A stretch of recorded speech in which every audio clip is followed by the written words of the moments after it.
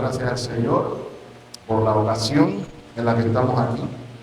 Le damos las gracias a Dios por Emanuel, que hace un gran esfuerzo físico, que no está en sus mejores condiciones, pero quiso darle la gloria a Dios también hoy. Sabía que lo extrañamos bastante. Dios es bueno, mis amados hermanos, y rogamos, como cantamos, que el Señor nos muestre la gloria de Cristo, que el Señor nos conceda salvación por su palabra, si aún no hay salvación, que podamos tener por su palabra un sentido de anticipación, expectativa por su venida en vindicación de los suyos. Y como siempre pedimos que los labios falibles de su servidor no sean impedimento alguno para su palabra infalible. Es en Cristo Jesús que lo ruego. Amén. Mis amados hermanos, continuamos hacia el final de nuestro viaje en la carta de Apocalipsis.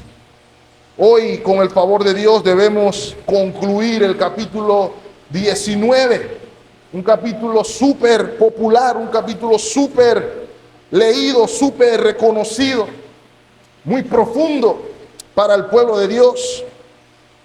Y si recuerdan conmigo, en la primera parte del capítulo 19, los versos del 1 al 10, el Espíritu Santo nos plantea un precioso contraste entre las bodas del Cordero y la caída de Babilonia, la caída de la ciudad de los hombres, la caída de la gran ramera.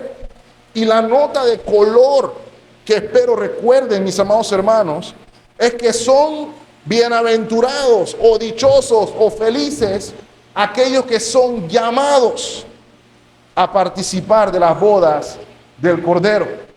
Y la razón por la que son bienaventurados o dichosos o felices es porque ser convocado a las bodas del Cordero es un sinónimo de haber sido convocado a gozo, de haber sido convocado a alegría, de haber sido convocado a vida, de haber sido convocado a santificación, de haber sido convocado a satisfacción desde hoy hasta toda la eternidad. Y mis amados hermanos, todas esas cosas, usted y yo que estamos en Cristo, las podemos apreciar de una manera imperfecta de este lado del sol. Pero mis amados hermanos, se nos está mostrando aquí que podremos disfrutar de estas cosas de manera plena y completa cuando el Rey de Reyes y Señor de Señores abra el cielo en su retorno, como se ve precisamente en el texto que hemos leído hoy.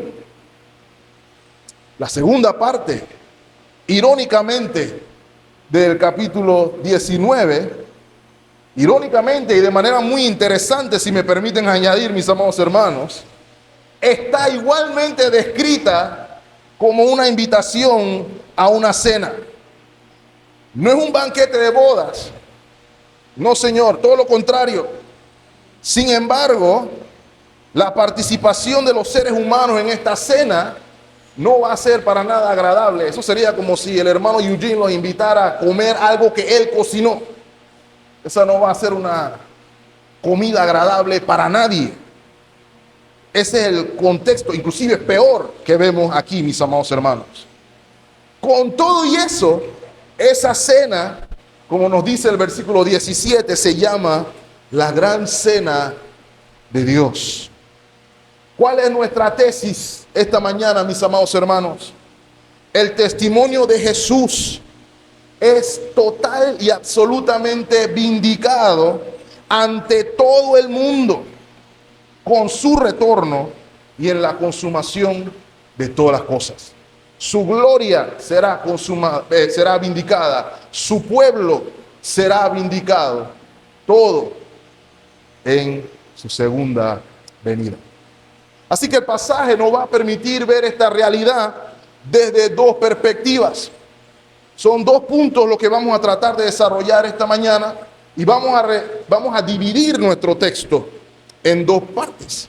La primera parte es la imagen que se nos muestra en el retorno del Rey vencedor. Eso lo vemos desde los versículos 11 hasta el versículo 16. Y luego vamos a ver también la cena que todo el mundo debe detestar. Gracias, mi hermano. En la cual nadie debería querer participar. Así que vamos a ver sin más tapujo el retorno del rey vencedor. La parte primordial, la parte que le da el nombre a toda la serie que vemos a continuación. Y quisiera llamar su atención al versículo 11 y la primera parte. Entonces vi el cielo abierto. Y mis amados hermanos, brevemente quiero recalcar aquí con este detalle que a lo largo de toda la carta de Apocalipsis, a lo largo de todos los diferentes ciclos de juicio que hemos estado viendo hasta aquí, vemos que hay una secuencia de eventos transcurriendo que terminan precisamente en este punto.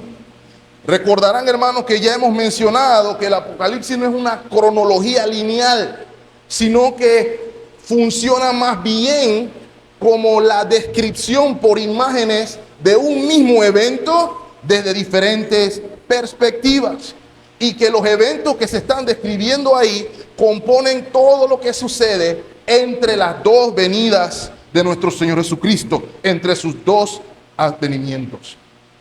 Quiero recalcar a la iglesia que todos los juicios que hemos visto, tanto el juicio de los sellos, tanto el juicio de las trompetas, tanto el juicio de la copa de la ira, tienen como factor paralelo cuando llegamos a la sexta o séptima exponencia del juicio, tienen como factor guerra, y luego de la guerra una irrupción manifestada en terremotos, granizo, relámpagos y truenos que nos evocan al monte Sinaí, recordándonos la irrupción o la presencia de Dios en acción. Es lo que vemos en cada uno de esos juicios. Y es un recordatorio, mis amados hermanos, de que todos los juicios, cada uno de ellos, salen del trono celestial, recordándonos que el gobierno de Dios es el que sustenta todas las cosas que suceden. Es el gobierno soberano de Dios por el cual es alabado, que desemboca en todos los juicios que vemos sucediendo. ¿Ok? Y lo primero que observamos en este caso, con el cielo abierto, es al jinete del caballo blanco. Y ahora, hermanos, la imagen que se nos da aquí es importante, porque el Apocalipsis está buscando impregnar nuestras mentes, nuestros corazones, con una imagen de Cristo, con una imagen de Dios que sea profunda, que sea duradera, que afiance nuestra fe en la perseverancia en medio de nuestras circunstancias. Que podamos contrastar la majestad del Cristo visto aquí, con el tamaño de nuestras circunstancias. Y la realidad es, mis amados hermanos, si me permiten decir, que muchas veces actuamos como si nuestras circunstancias fueran más grandes o más poderosas que al Cristo, que usted y yo servimos. Quiero recordarle, mis amados hermanos, que mientras más grande y majestuosa sea la imagen en su corazón de su Salvador, menos grandes se ven cada una de las circunstancias que tenemos que lidiar. Para unos, la imagen del Señor es la de un niño y no creció más nunca. Para otros, lo vemos en los cuadros de algunas residencias como un señor bastante europeizado, con un pelo lacio y espectacular en los cuadros que se ven en la casa. Para otros, se hace un énfasis amplio y fuerte e intenso en la humillación de nuestro Señor Jesucristo en la cruz del Calvario, cuando la Biblia también nos habla de su exaltación, la cual debe ser recordada por todos. De hecho, la imagen que se nos transmite aquí, mis amados hermanos, es precisamente la de su exaltación. ¿Y por qué es importante la imagen que tenemos de nuestro Señor Jesucristo, mis amados hermanos? Recuerden, pongámonos en el zapato de las iglesias de Asia Menor. Las iglesias de Asia Menor estaban sumidas en la opresión satánica del Imperio Romano, bajo la constante tentación de comprometerse con un sistema idolátrico y sensual en el mundo. Estaban en lucha constante y el Espíritu Santo les da otra imagen, una diferente, una imagen que usted y yo haríamos bien en guardar en nuestros corazones, porque usted y yo estamos en las mismas circunstancias espirituales que los hermanos de Asia Menor. Eso es lo que vimos en los primeros capítulos de Apocalipsis, ¿cierto? Y esta es la imagen que vemos aquí. He aquí un caballo blanco, versículo 11, y el que lo montaba se llamaba Fiel y Verdadero, y con justicia juzga y pelea. Sus ojos eran como llama de fuego, y había en su cabeza muchas diademas. Si usted lo que subraya, le recomiendo que subraya ahí donde dice muchas diademas. Y tenía un nombre escrito que ninguno conocía, sino él mismo. Estaba vestido de una ropa teñida en sangre, y su nombre es, en mi Biblia sale todo mayúscula, cerrado, el Verbo de Dios. Versículo 14. Y los ejércitos celestiales vestidos de lino finísimo, blanco y limpio, le seguían en caballos blancos. Versículo 15. De su boca sale una espada aguda para herir con ella a las naciones. Y él la regirá, con vara de hierro, y él pisa el lagar del vino, del furor y de la ira del Dios Todopoderoso. Y en su vestidura y en su muslo tiene escrito este nombre: Rey de Reyes y Señor de Señores. Esa es la imagen que el Espíritu Santo quería que la iglesia en general, representada por las 7 iglesias de Asia Menor, tuvieran en sus mentes, tuvieran en sus corazones la del Rey de Reyes y Señor de Señores. Como hemos visto, mis amados hermanos, al final de cada uno de los ciclos de juicio, como ya mencioné, es Dios mismo el que irrumpe, es Dios mismo el que va a terminar el trabajo. Al final es lo que vamos a ver aquí. Y el juicio nos da una distinción a observar. El juicio, mis amados hermanos, va a ser ejecutado por la segunda persona de la Trinidad, como se nos dice al final del versículo 15. Y él pisa el lagar del vino, del furor y de la ira del Dios Todopoderoso. Aquí se nos muestra, mis amados hermanos, con una claridad meridiana en el cumplimiento de las Escrituras, que este ejercicio de juez de todas las cosas le fue comendado por Dios el Padre en su oficio como mediador. Es a través de él que Dios juzga al mundo. Mis amados hermanos, el ir montado en un caballo blanco, en este caso es más que un símbolo de pureza o una referencia a la pureza, sino es un símbolo de victoria, es un símbolo de vindicación. El caballo blanco es el que lleva el conquistador, el que lleva el emperador. ¿Se acuerdan del juego que le hacen a los niños? ¿De qué color es el caballo blanco de Napoleón? El vencedor monta en el caballo blanco, que es símbolo de la victoria y símbolo de la conquista. Y mis amados hermanos, en este oficio de mediador, el autor de Hebreos, que nos expone aquel mediador que es superior a Moisés en todas sus facetas, nos ha acercado al monte de Sión, a la ciudad de Dios, a la ciudad Jerusalén, la ciudad santa, el monte del Dios vivo. Y note qué es lo que dice Hebreos 12:23, que es la congregación de los primogénitos que están inscritos en los cielos. A eso nos acercó el Señor Jesucristo como mediador. Y note, a Dios, dice allí, el juez de todos. Ese detalle es importante, mis amados hermanos. Dios es el juez de todo.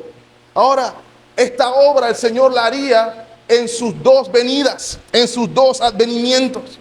En el primer advenimiento ya se nos anunció el reino de los cielos, se ha acercado. Y en ese advenimiento el Señor hace un llamado que sigue vigente aún hoy. Arrepintámonos y creamos en el Evangelio. El llamado sigue siendo el mismo. Ven a Cristo en arrepentimiento y fe. Juan 3:17 dice, porque no envió Dios a su Hijo al mundo para condenar al mundo, sino para que el mundo sea salvo por él. Y todo el mundo dice, amén. Pero eso es una pequeña parte de la historia a comprender. Desde la perspectiva de la invitación a la cena, desde la perspectiva de la invitación a la boda del Cordero, en su primera venida el Señor vino a repartir las invitaciones. Sin embargo, al mismo tiempo, su presencia en medio nuestro, como dice Gálatas 4:4, en el cumplimiento del tiempo, hace evidente el juicio en el que se encuentran los hombres. Aun cuando Él no vino en su primera llegada a condenar al mundo. Mire, por ejemplo, Juan capítulo 9, versículo 39. Dijo Jesús, un par de capítulos después de Juan 3, para juicio he venido yo a este mundo, para que los que no ven, vean, y los que ven, sean cegados. La presencia del Señor trae juicio inmediatamente, porque aquellos que ven a Cristo inmediatamente se dan cuenta de su falta de Él, de su necesidad de Él, de su ceguera espiritual. Y al mismo tiempo está ese grupo de personas que ahí mismo, en presencia de Cristo, al igual que los fariseos, decían, yo estoy bien. Y el Señor mismo les dijo, porque dicen que no tienen pecado, porque dicen que ven, su pecado permanece.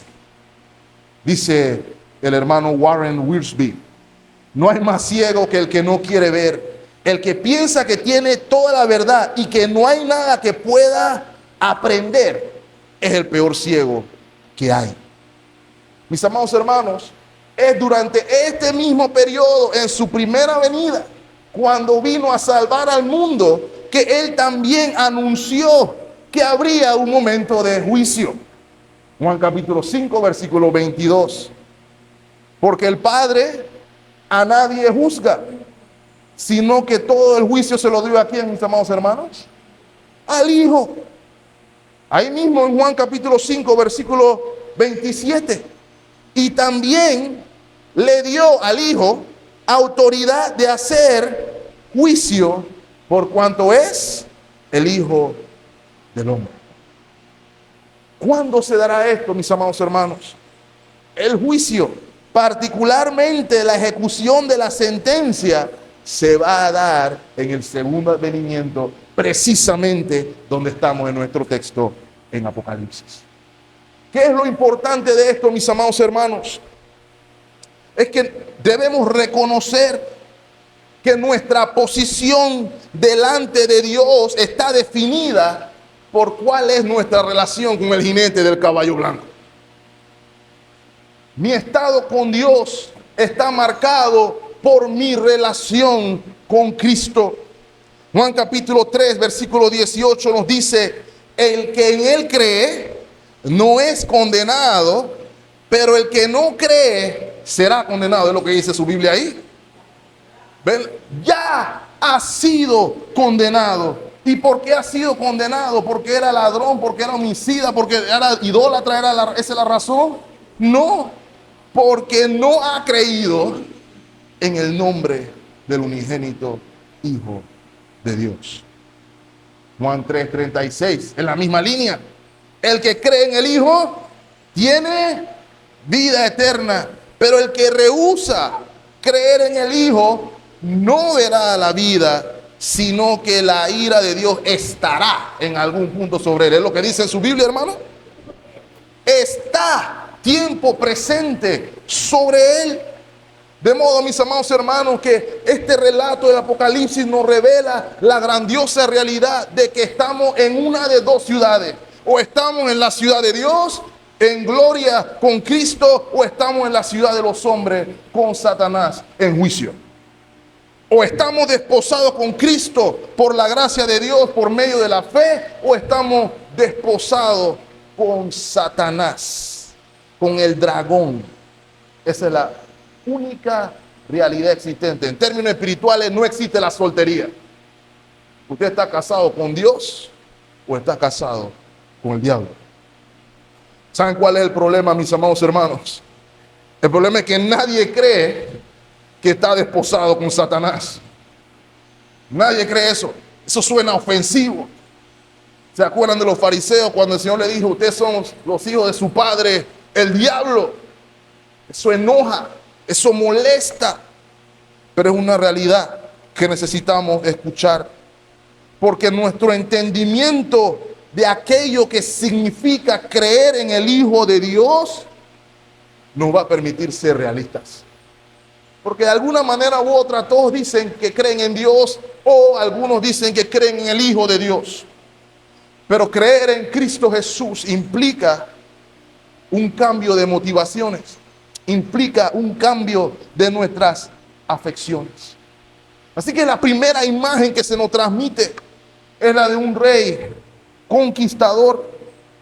Lo siguiente que quiere plantearnos el texto, mis amados hermanos, son sus títulos. Sus títulos y su apariencia. Sus títulos, vuelvo y repito, deben impregnar nuestros corazones, porque en ese conocimiento de Dios, y lo verán en un momento, es que se supone que vivimos nuestro caminar espiritual. Por ejemplo, en el versículo 11 se nos describe como fiel y verdadero. Y lo primero que ustedes debemos entender, mis amados hermanos, que ese atributo que usted ve allí, y si se da cuenta, su Biblia pone fiel en mayúscula y verdadero en minúscula, le está tratando de indicar el traductor de la Reina Valera que ese atributo es solamente atribuible, valga la redundancia, a Dios. Nadie más es fiel y verdadero. Y eso lo vimos desde el inicio de la carta, ¿cierto? Cuando el Señor aparece, capítulo 1, el testigo fiel, lo vemos también majestuoso.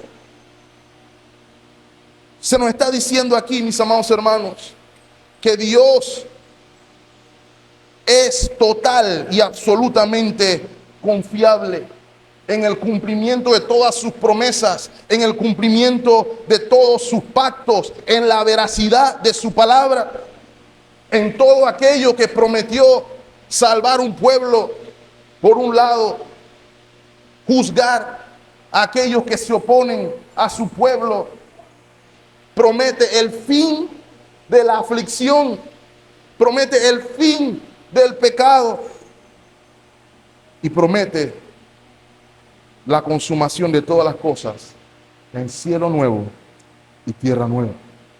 Dios es fiel, y esta porción del texto es la vindicación precisamente de que todo lo que Él dice es sí y es amén. Lo segundo que nos dice el título de fiel y verdadero, mis amados hermanos, es que su juicio será apegado a la rectitud y al derecho, porque dice el texto que Él obra con justicia juzga y pelea. Y la pelea que se da ahí no es de puñete, ni patada, ni espadazo en este caso, sino que se refiere específicamente a la lucha legal. No hay corrupción allí. Lo leímos esta mañana en el Salmo 9, versículo 8. Él juzgará al mundo con justicia y a los pueblos con rectitud. Y de aquí, mis amados hermanos, vemos la imagen que los hermanos de la iglesia primitiva debían tener en mente, que a veces se nos escapa en los días que vivimos. El único que es verdaderamente confiable es Dios. Y cuando se termina confiando en cualquier otra cosa que no sea en Dios y su palabra, el final es ruina. Eso es lo que observamos, ¿cierto? En el texto anterior. Los de la Gran Babilonia, ¿en quién confiaban? ¿En Dios? No. Su Dios era otro. Su Dios era la plata. Su Dios era el poder. Su Dios era la pasión sexual desenfrenada. ¿Y cómo terminaron? Ruina. Acompáñenme al Salmo, capítulo 20, versículos 7 y 8. Aquellos como los de Babilonia, estos confían en qué cosa, hermanos? En carros, poder y caballos, aquellos en caballos. Más nosotros, los que vivimos en la ciudad de Dios, más nosotros del nombre de Jehová nuestro Dios, tendremos memoria. Ellos flaquean y caen, mas nosotros, los que confiamos en Él, nos levantamos y estamos en pie. ¿Ven el contraste, mis amados hermanos? ¿En quién confía usted? ¿En el fiel y verdadero? ¿O confiamos en algo que no es ni fiel ni verdadero? Si usted pone su confianza en mí, sin importar qué tan buena gente parezca, hermano, en algún momento le voy a fallar. Y espero que cuando falle haya misericordia y gracia y perdón. Pero le recomiendo algo, hermano. Si no quiere ser decepcionado nunca, confíe en aquel que es fiel y verdadero. Las 7 iglesias, mis amados hermanos, debían la certeza, debían el coraje a sus circunstancias de que estaban confiando en Dios y que confiando en Dios estarían en pie. No puedo evitar pensar, mis amados hermanos, en la iglesia de Esmirna, por ejemplo, una iglesia que el Señor nos dice que conocía su tribulación, que conocía su pobreza. Y el llamado que hace el Señor a esa iglesia es precisamente ser fiel hasta la muerte, porque te van a meter preso. El diablo lo va a echar a alguno en la cárcel por 10 días. Pero sé fiel hasta la muerte y yo te daré la corona de la vida. Mis amados hermanos, solo aquellos que lo conocen, solo aquellos que lo han experimentado como fiel y verdadero, van a confiar, mis amados hermanos.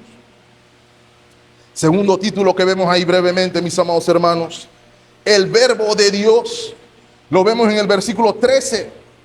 Ahora hay algo curioso ahí, porque en el versículo 12, previo, se nos dice que el jinete del caballo blanco tiene escrito sobre sus diademas un nombre que ninguno conocía, sino solamente él mismo.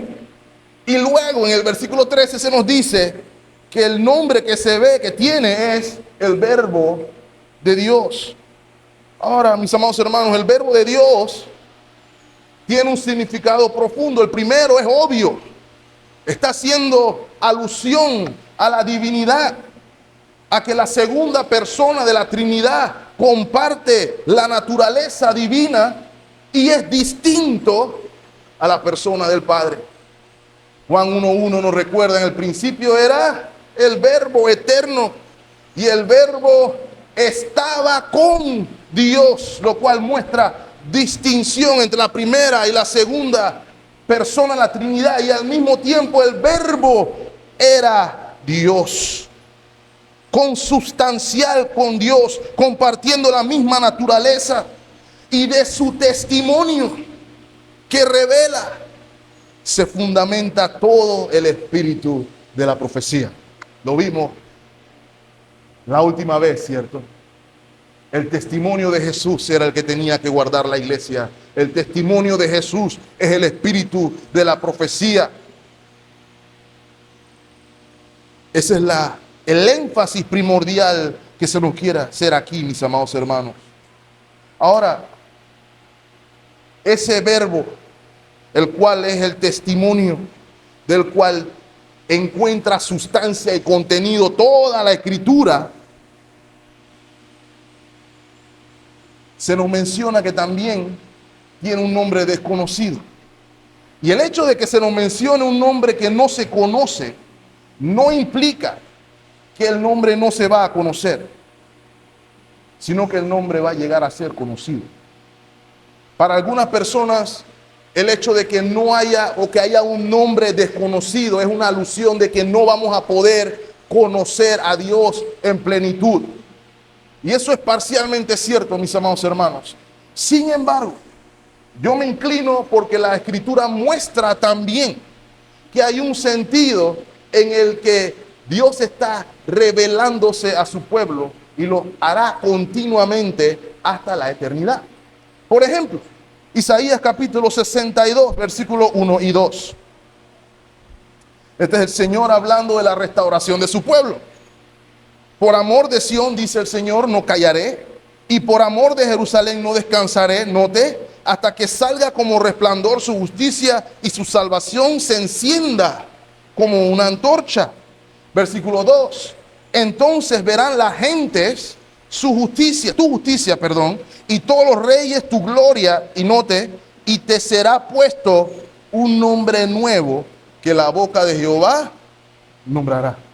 O sea que el pueblo de Dios recibirá un nuevo nombre. El mismo Señor en el mensaje a las iglesias a una le dice: al que persevere o al que venciere le dará un nombre nuevo. Ese nombre nuevo implica un nuevo nivel de relación, un nuevo nivel de comunión con Él. Un ejemplo más, vamos al Antiguo Testamento, Éxodo capítulo 6, versículo 3. Dios está hablando con Moisés y le dice que Él apareció a Abraham, a Isaac y a Jacob, haciendo referencia a los patriarcas, como Dios omnipotente o como el Shaddai. Pero note, más en mi nombre Jehová no me di a conocer a ellos. O sea que ni Abraham, ni Isaac, ni Jacob conocieron a Jehová. Ese nombre estaba desconocido por ellos, pero estaba por ser conocido. ¿Se entiende lo que quiero decir ahí, mis amados hermanos?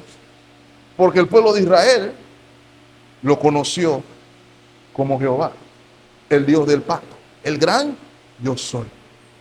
Y mis amados hermanos, el punto a transmitir aquí es que el verdadero Israel de Dios, el pueblo de Dios compuesto por gentiles y por judíos, conocerán también otro nivel de comunión de aquel verbo de Dios. Es la idea a transmitir, mis amados hermanos. Lo cual me lleva al último título que se nos muestra ahí brevemente: Rey de Reyes y Señor de Señores. Lo cual se nos muestra aquí, mis amados hermanos, es que en virtud de su persona, su obra, su victoria, Él está por encima de cualquier otro gobierno, cualquier otro reino. Cristo es el único Rey universal. Su reinado es superior a todo lo visto en este mundo. Y lo vamos a ver con más detalle en su apariencia en un momento. Pero la revelación, mis amados hermanos, de todos estos nombres divinos debe marcar una imagen en nuestros corazones que nos debe permitir peregrinar con fe y confianza. Dice Proverbios 18:10: torre fuerte es el nombre del Señor. A Él correrá el justo y será levantado. Cuando lo conocemos por sus títulos y sus atributos, podemos correr a Él con confianza en medio de cualquier situación. Hermano, voy a repetirlo de nuevo: cualquier situación. Porque torre fuerte es el nombre del Señor. Ahora, hablemos brevemente de su apariencia, mis amados hermanos. De nuevo, tener una imagen popular. Todo el mundo se imagina al niñito en el pesebre o al Señor en los cuadros. O yo prefiero a este, hermano. Esta es mi predilección particular. No necesita que la pinte, no necesita que la dibuje. No necesita que se la tatúe en ningún lado, solamente necesita tenerla en su corazón. Y lo primero que se nos muestra ahí son ojos como llama de fuego.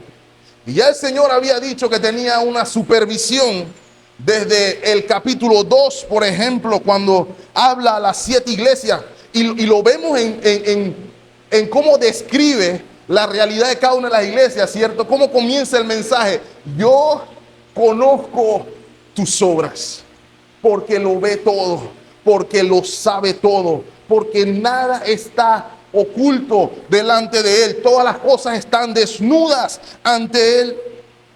Y vimos que al referirse a las iglesias, esta referencia de ojos como llama de fuego es una alusión a que él conoce la realidad espiritual de cada quien. Ejemplo, la iglesia de la Odisea. La iglesia de la Odisea decía: yo soy rica, yo tengo la mejor ropa, yo tengo todo lo mejor que se necesita para vivir. Y el que ve toda la cosa le dijo con ojo de fuego: tú eres pobre, miserable y estás desnudo. Él ve la realidad. Él es referencia de lo que es la realidad. La iglesia se veía de una manera, pero Cristo lo ve como lo que es. Y puede que tú hoy, hermano o hermana, amigo que nos visitas, te veas de una manera, pero no seas sabio en tu propia opinión. Cristo te ve como eres realmente. Nos muestra también, mis amados hermanos, algo interesante, que el juicio tiene un alcance absoluto. Porque a veces vemos estos textos y decimos: bueno, yo estoy en la iglesia, si yo cruzo por esa puerta, yo estoy bien, yo estoy tranquilo, la cosa está aquí adentro. Lo vemos en fin de año, ¿cierto? Vemos que hay personas que no vemos un solo día del año, pero el 31 de diciembre hay un pocotón de gente tratando de pasar por la puerta, con la intención de que si el año me agarra aquí adentro, estoy bien, estoy seguro de alguna manera u otra, aunque no vuelva a pasar por aquí más nunca. Mis amados hermanos, el juicio o la mirada de Dios tiene un alcance absoluto. Incluye a aquellos que, aunque andaban entre las iglesias, Él puede ver que sus afecciones y motivaciones evidenciaban más la marca de la bestia que el sello de Cristo en su frente. Él lo ve todo. Por eso, cuando vemos el terrible pasaje de Mateo 7, la gente que estaba dentro de las iglesias, que se aseguraban que estaban adentro: Señor, Señor, yo hice esto y yo hice lo otro. ¿No recuerda el otro día que yo entré? Yo estaba sentado, yo me sentaba ahí mismo al lado del hermano Carlos que predica los domingos. Yo tenía mi puesto al lado del hermano tal, yo estaba ahí, yo estaba recogiendo la ofrenda, yo estaba haciendo cualquier otra cosa. La palabra del Señor va a ser: yo no sé quién eres tú. Yo no sé quién eres tú. Porque la realidad la da Él, no yo. Y aquí lo que se está estableciendo, mis amados hermanos, a entender que su ojo muestra quién soy delante de Dios. Su apariencia nos dice también que sobre sus cabezas hay muchas diademas. ¿Lo recuerdan? Le dije que subrayaran ese detalle. ¿Por qué? Porque a lo largo de todo el Apocalipsis hemos visto que las diademas o coronas son símbolo de autoridad. Y en este caso particular se ven en contraparte con el otro que tenía coronas. Y en su corona tenían nombres blasfemos, diciendo la bestia y el dragón: yo soy Dios, adórenme a mí, véanme a mí. Pero note, cuando el dragón y la bestia tienen 10 diademas, 10 coronas, acá Cristo tiene muchas. Él tiene toda autoridad. ¿Y sabe qué nos permite ver eso, mis amados hermanos? Como Cristo tiene toda autoridad, porque Él es el Rey de Reyes y Señor de Señores. Se nos está diciendo aquí, primero, que toda autoridad está delegada, desde el gobierno hasta en las huestes celestiales.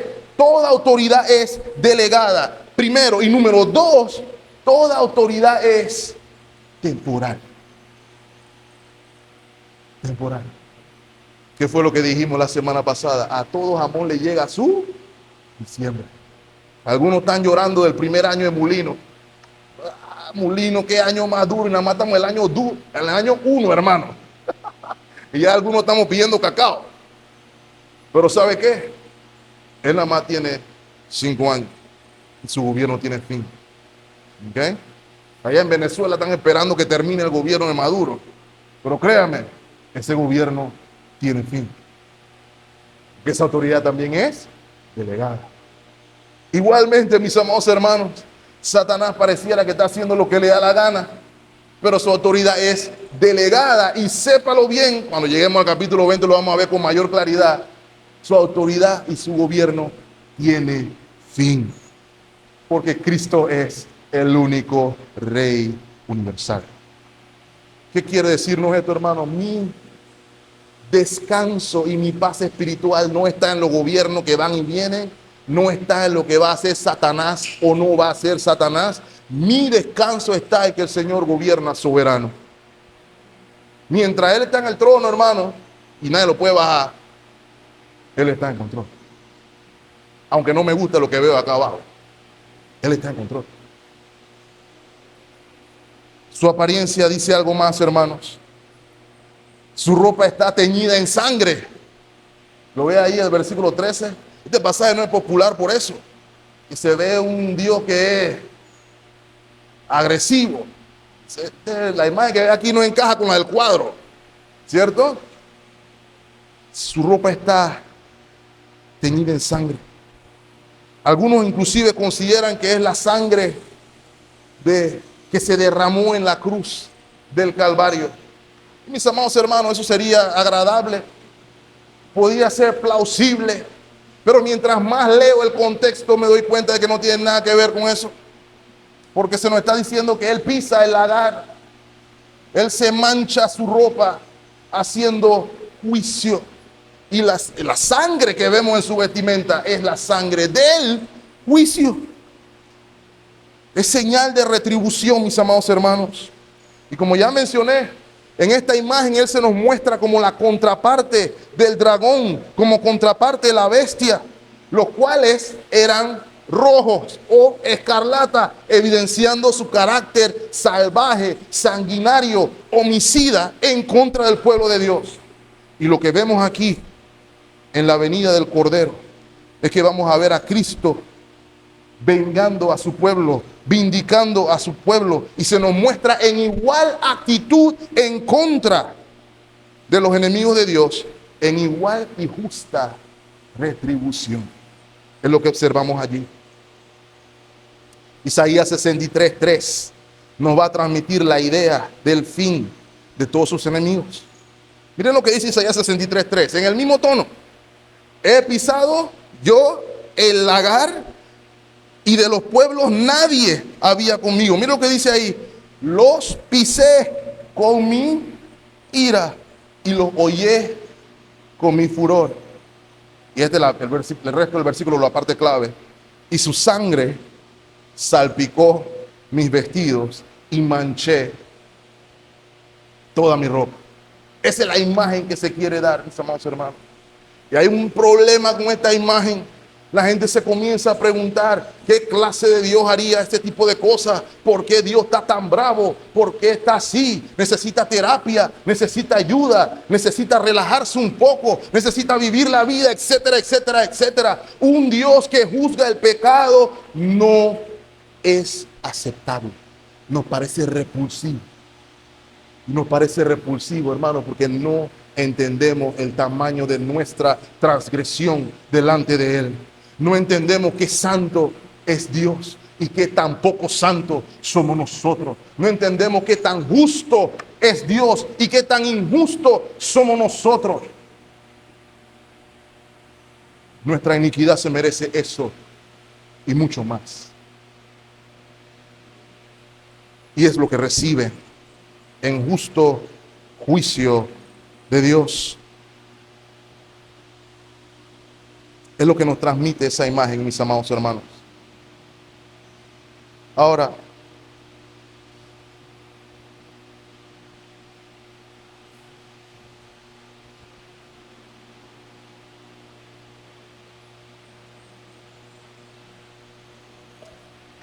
hay una última referencia a su apariencia. Versículo 15. ¿Qué es lo que sale de su boca? Es muy importante, hermanos.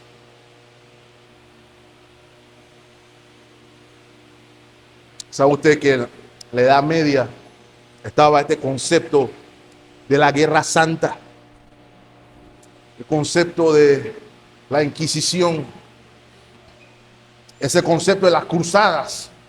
Todas estas cosas se hacían en el nombre de Dios. De hecho, uno de los papas de la época le decía a la gente que si salían a la cruzada contra los musulmanes, tenían indulgencias que le garantizaban inmediatamente salida del purgatorio. Todo aquel que muriera por la espada en el nombre de Cristo tenía acceso directo al cielo.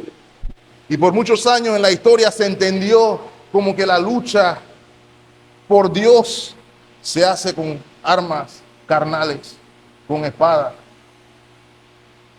Eso pasó mucho en la Edad Media. Pero aquí se nos está diciendo que el arma es diferente. ¿Qué es lo que sale de la boca del jinete del caballo blanco? Una espada aguda.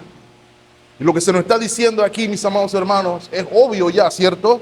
El instrumento de juicio de Dios es su palabra.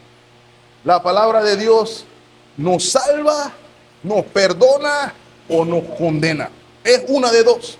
Acompáñenme, por ejemplo, a Isaías capítulo 11, versículo 4.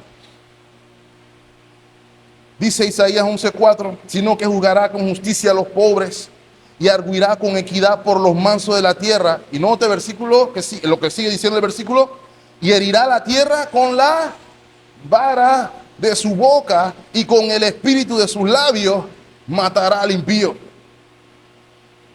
¿Recuerdan el Salmo 2? ¿Por qué se amotinan la gente? Versículo 9 dice, los quebrantarás con vara de hierro, como vasija de alfarero los desmenuzarás. Y esto será con el poder de su palabra. Que su palabra es viva, su palabra es eficaz, su palabra penetra hasta lo más profundo del individuo, revelando las verdaderas intenciones del corazón. Su palabra revela nuestra condición espiritual. ¿Nos liberta o nos condena? Es a través de su palabra que hacemos la batalla.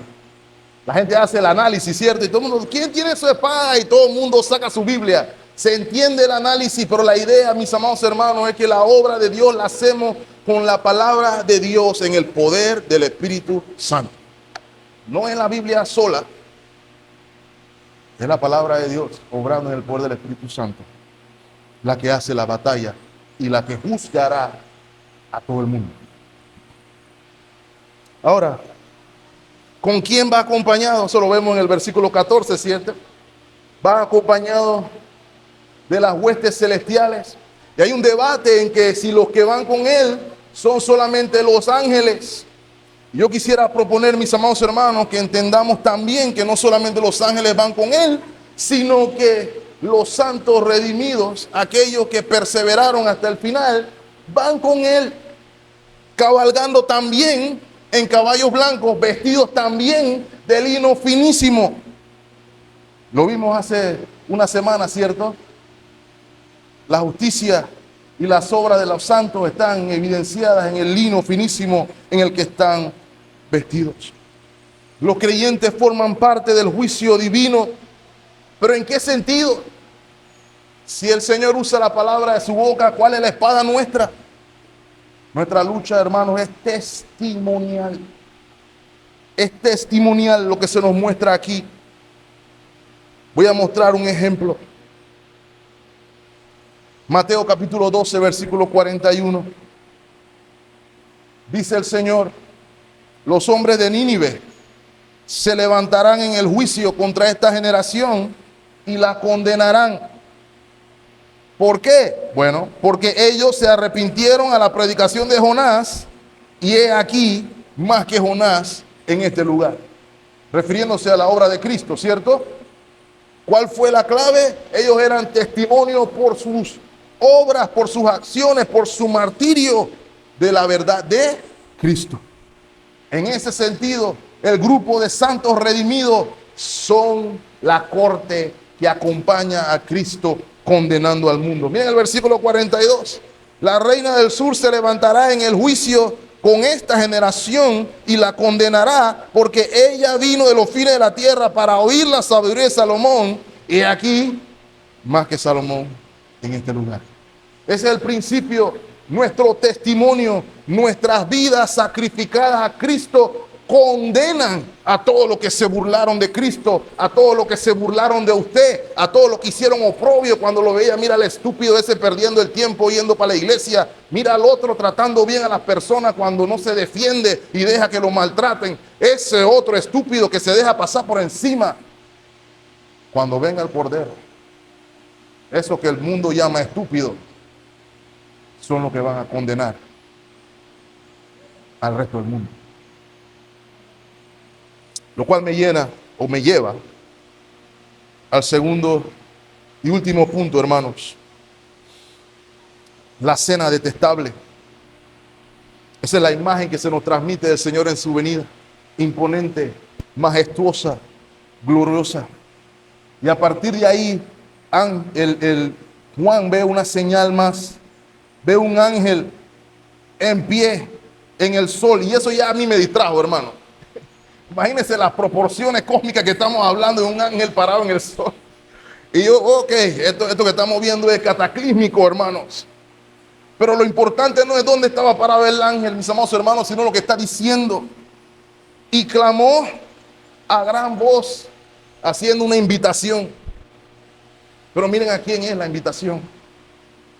A todas las aves que vuelan en medio del cielo. Vengan y congréguense en la gran cena de Dios. Ya esa invitación se ve rara, ¿cierto? Pero versículo 18. ¿Qué se va a comer en la gran cena de Dios? Para que comáis carnes de reyes y de capitanes, y carnes de fuertes, carnes de caballos y de sus jinetes, y carnes de todos, libres, esclavos, pequeños y grandes. Una imagen fuerte, ¿verdad? Una imagen grotesca, dirían algunos. Es una parodia terrible en contraposición de la cena del Cordero, hermano, ¿cierto? Porque allá se va a disfrutar de la grosura que viene de la comunión con Dios. Vamos a disfrutar de lo que sirva el Señor. Pero esta imagen aquí, mis amados hermanos, transmite una imagen fuerte de la vanidad de la vida de espaldas a Dios.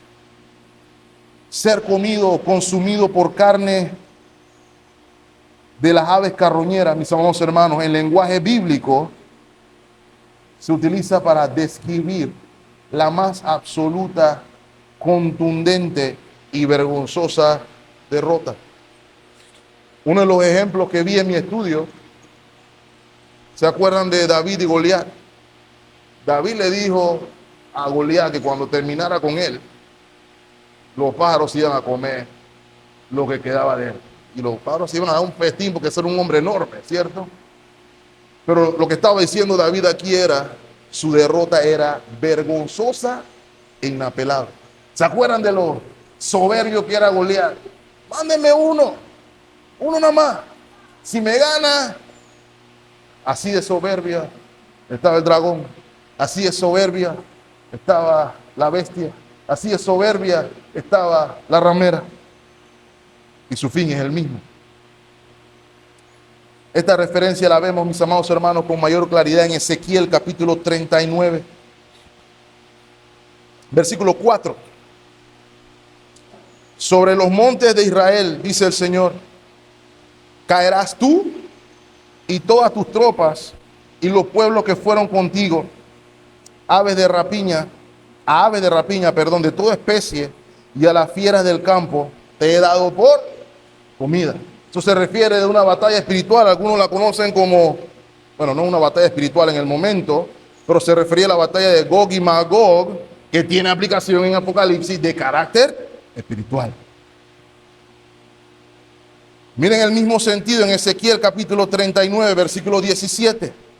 Y tú, hijo de hombre, así ha dicho Jehová el Señor, di a las aves de toda especie y a toda fiera del campo, juntaos y venid reunidos de todas partes a mi víctima que sacrifico para ustedes, un sacrificio grande sobre los montes de Israel, y comeréis y beberéis sangre.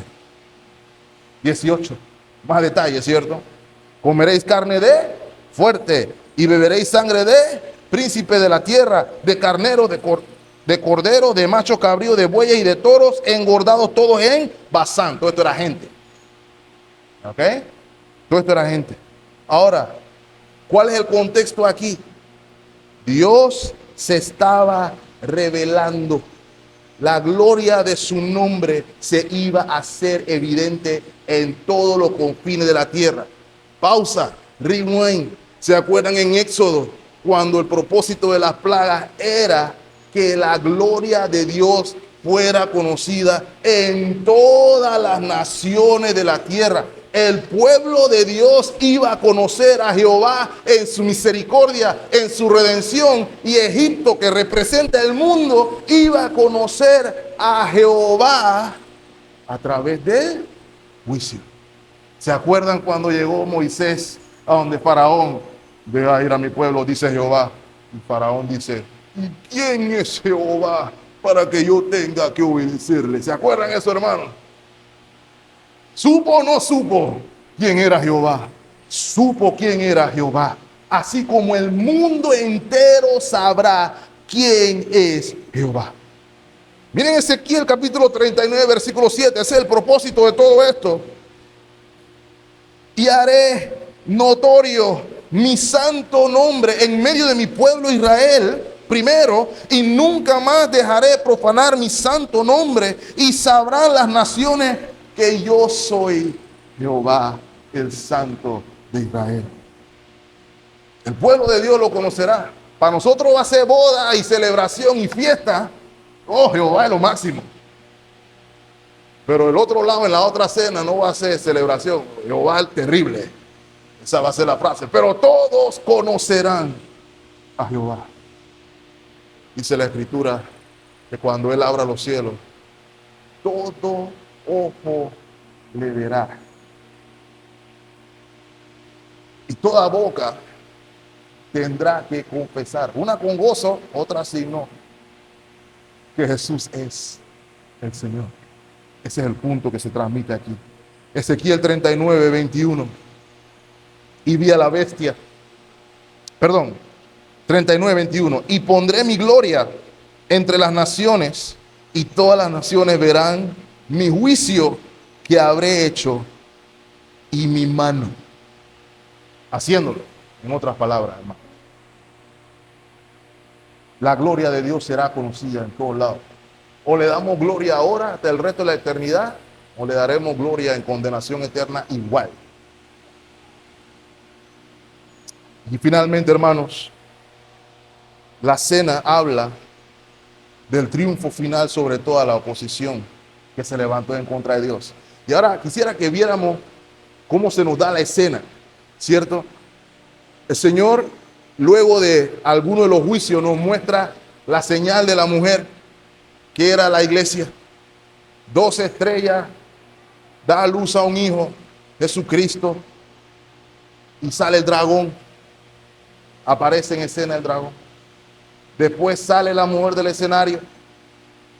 Al dragón se le suma la bestia y el falso profeta. Y después que aparece el falso profeta, aparece entonces la otra mujer, que es la ramera. Y se dan cuenta, hermano, que en el mismo orden que van apareciendo, desaparecen en el inverso. ¿Ok?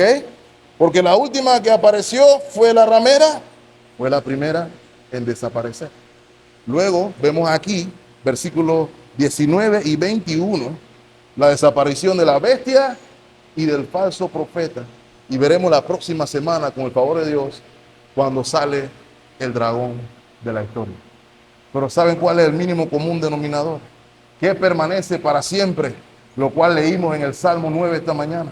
Solo Cristo y su iglesia permanece para siempre. Todo lo demás pasa, mis amados hermanos. Solo Cristo y su iglesia permanecen para siempre. Y vi a la bestia, a los reyes de la tierra y a sus ejércitos reunidos para guerrear contra el que montaba el caballo y contra su ejército. Y la bestia fue apresada, y con ella el falso profeta que había hecho delante de ella las señales con las cuales había engañado a los que recibieron la marca de la bestia y habían adorado su imagen. Hago una pausa ahí, hermano. ¿Se dan cuenta qué rápido se nos describe el final de la guerra? No va a haber guerra realmente, hermano. La gente piensa que va a haber competencia de alguna manera. Cuando el Señor llega es para terminar todo. Se acabó, fueron apresados, y vamos a ver qué dice el versículo 21, que estos dos, tanto la bestia como el falso profeta, fueron arrojados dentro del lago de azufre, dentro del lago de fuego que arde con azufre, al tormento eterno. Y todos los demás fueron muertos con la espada que salía de la boca del que montaba a caballo, y todas las aves se saciaron de las carnes de ellos. ¿Qué quiere decir eso, mis amados hermanos? Ese es el fin de todo. Condenación eterna en el infierno para siempre.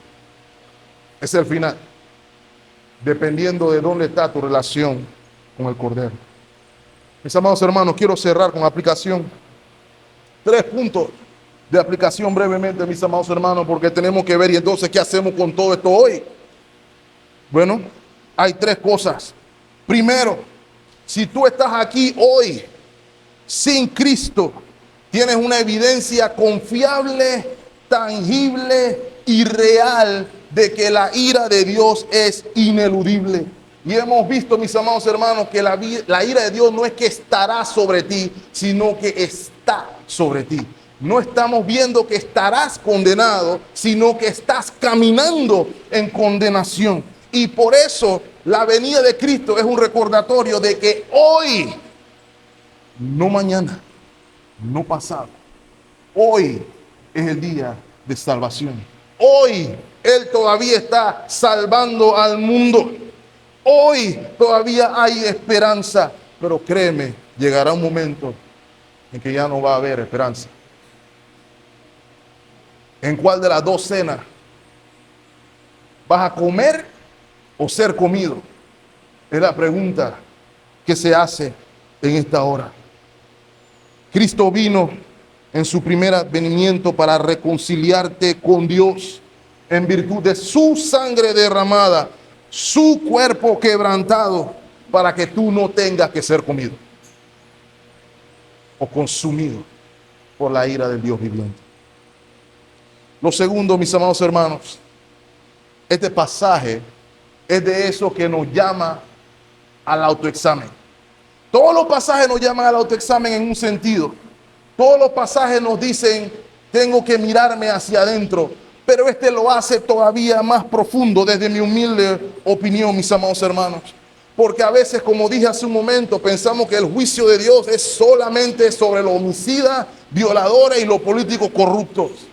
Pero este pasaje, mis amados hermanos, nos muestra que el juicio de Dios no solamente se cierne con los homicidas, violadores y corruptos del mundo, sino sobre aquellos que, diciendo ser de Dios, no lo son. Y el Señor llama a todo el mundo, si estás en esa situación, al arrepentimiento y a la fe. El Señor nos llama a una verdadera vida espiritual. Porque podemos estar muertos espiritualmente, aunque estemos aquí sentados todos los domingos, mis amados hermanos. El juicio de Dios separa a los vivos de los muertos, literalmente hablando, mis amados hermanos. Y esa nueva vida espiritual implica cambios en mis afecciones, cambios en mis motivaciones, implica un anhelo por santidad, sin la cual nadie verá al Señor. Implica un anhelo por Dios, hambre y sed de Dios.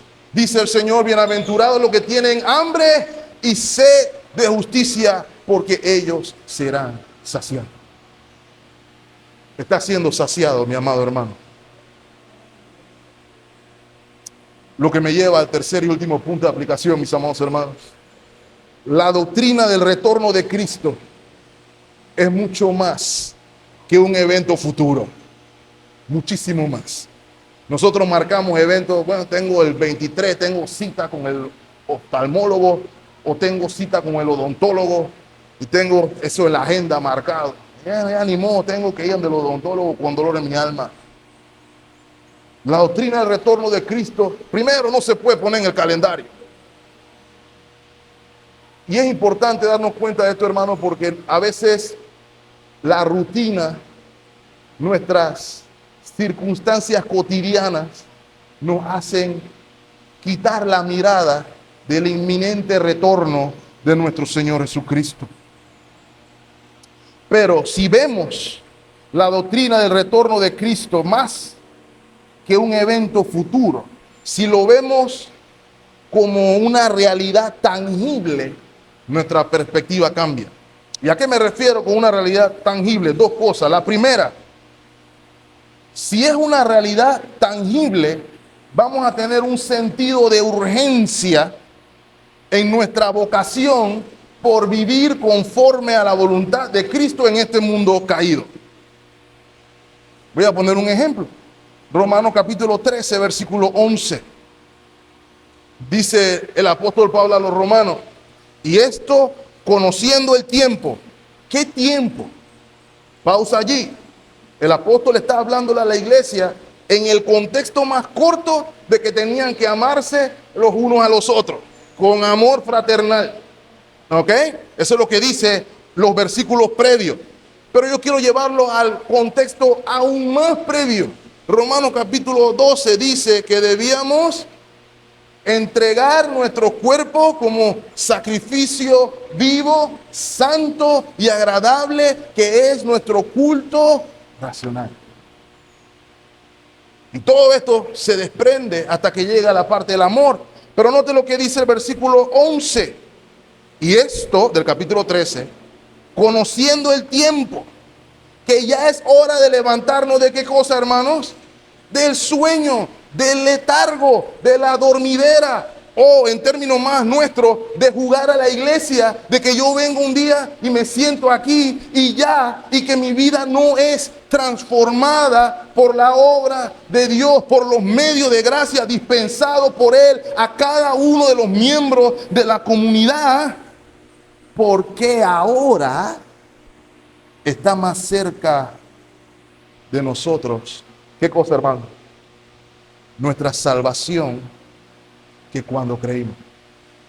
Cada día que pasa, estamos más cercanos a la consumación de todas las cosas. Versículo 12, dice el apóstol, la noche está avanzada y se acerca el día. Por ende, entonces, desechemos pues las obras de las tinieblas y vistámonos las armas de luz. Versículo 13, andemos como de día. ¿Cómo se ve eso? Honestamente, no en glotonería, ni en borrachera, no en lujuria, ni lascivia, no en contiendas y envidias, sino vestidos del Señor Jesucristo, y no proveáis para los deseos de la carne. ¿Y cuál es el apoyo del apóstol Pablo para todas estas cosas? Cristo viene. Así que es más que un evento futuro, mis amados hermanos, sino que es un momento para considerarnos, para exhortarnos al amor, a las buenas obras, para promover entre nosotros la santidad necesaria, no como un método legalista de condenación de los hermanos, sino como el fin de ver a Dios.